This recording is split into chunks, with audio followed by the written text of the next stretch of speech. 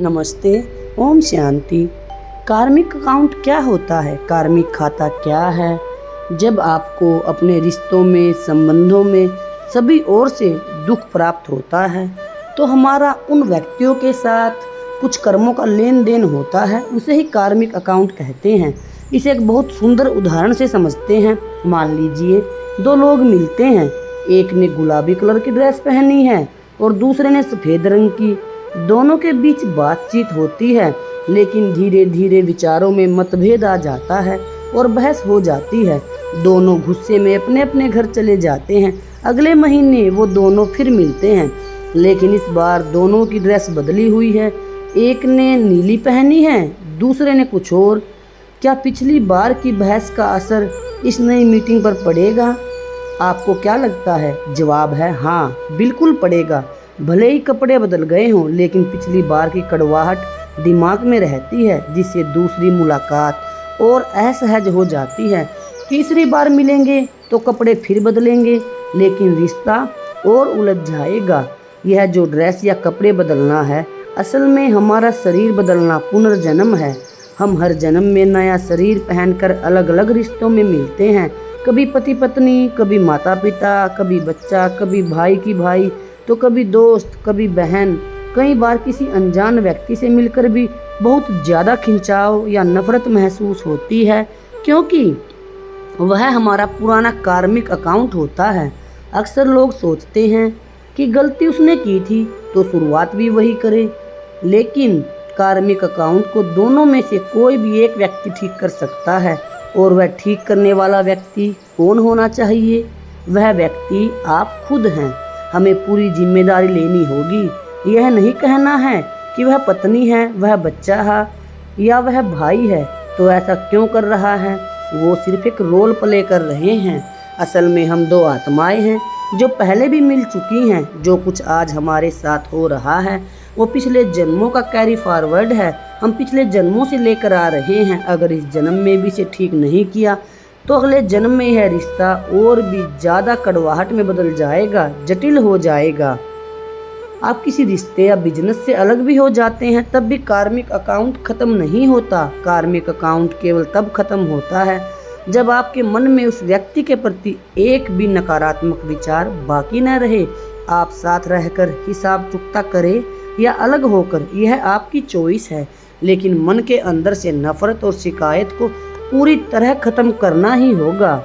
चलिए मेरे साथ मिलकर 2 मिनट का यह मेडिटेशन करते हैं।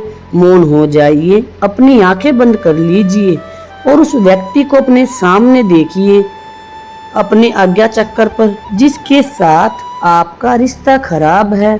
फिर मन में ये 4 संकल्प दोहराए।